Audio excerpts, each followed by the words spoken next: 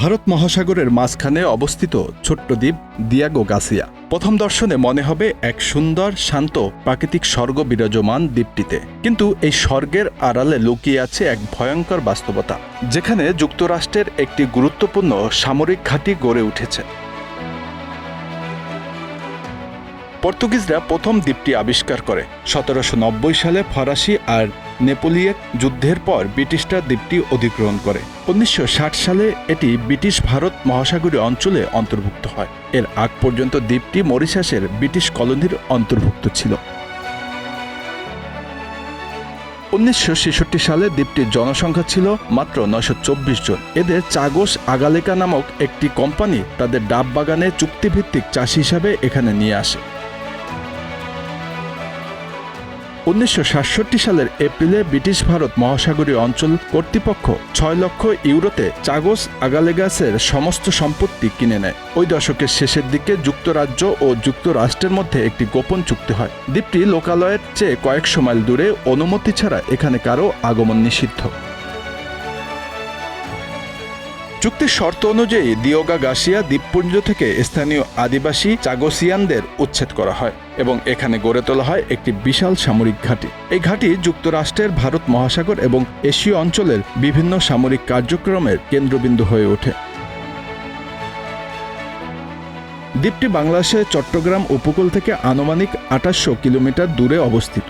এছাড়া চীনের দক্ষিণ উপকূল থেকে আনুমানিক 5500 কিলোমিটার দূরে অবস্থিত। এর উত্তর পূর্বে কাছাকাছি দূরত্বে রয়েছে মালদ্বীপ, দক্ষিণ পশ্চিমে ভারত, উত্তরে শ্রীলঙ্কা, পূর্বে মরিশাস, দক্ষিণ পশ্চিমে মাদাগাস্কার এবং পশ্চিমে সিসেলস দেশ রয়েছে।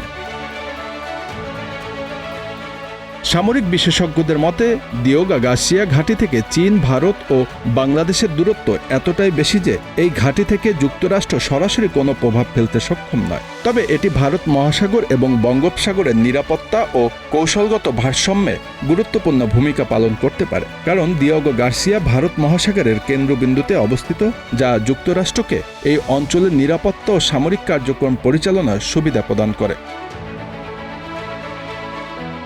এছাড়া দিয়াগো গার্সিয়া চীনের জন্য বিশেষভাবে গুরুত্বপূর্ণ।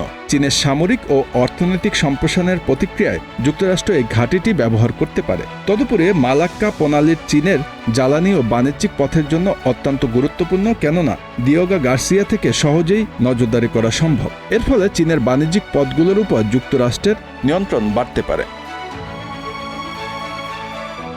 1968 সাল থেকে 1973 সাল পর্যন্ত সামরিক ঘাঁটি তৈরির জন্য দিয়াগো গার্সিয়ার স্থানীয় অধিবাসীদের মরিশাস ও সেসেলাস দ্বীপে জোরপূর্বক স্থানান্তর করা হয়। পরবর্তীকালে যুক্তরাষ্ট্র দ্বীপটিতে একটি নৌ ও সামরিক ঘাঁটি গড়ে তোলে। 2018 সাল পর্যন্ত এটি ব্রিটিশ ভারত মহাসাগরীয় অঞ্চলের একমাত্র মানব বসতি সম্পন্ন দ্বীপ, যেখানে সামরিক বাহিনীতে কর্মরত ব্যক্তি ও সামরিক কাজে জড়িত ঠিকাদারদের বসবাস। দ্বীপটি যুক্তরাষ্ট্রের এশিয়া প্রশান্ত মহাসাগরীয় অঞ্চলে অবস্থিত দুইটি গুরুত্বপূর্ণ ঘাঁটির একটি। অন্যটি হল প্রশান্ত মহাসাগরের গুয়ামে অবস্থিত অ্যান্ডারসন বিমান ঘাঁটি। দিয়াগো গার্সিয়ার রয়েছে বিমান ঘাঁটি, নৌঘাঁটি এবং বিভিন্ন সামরিক সরঞ্জাম, যা যুক্তরাষ্ট্রের বিভিন্ন সামরিক অভিযানে ব্যবহার করা হয়। যুক্তরাজ্যের স্ট্যাটিক্স কমান্ডের অধীনে এই ঘাঁটিটি 1991 সালে উপসাগরীয় যুদ্ধের সময় এবং 2001 সালে আফগানিস্তানে পরিচালিত অভিযানে এই ঘাঁটি থেকে সরাসরি আক্রমণ পরিচালনা করা হয়েছিল। এছাড়াও এই দ্বীপটিকে যুক্তরাষ্ট্রের কেন্দ্রীয় গোয়েন্দা সংস্থা CIA এর ব্ল্যাক সাইট হিসেবে ব্যবহারের অভিযোগ রয়েছে।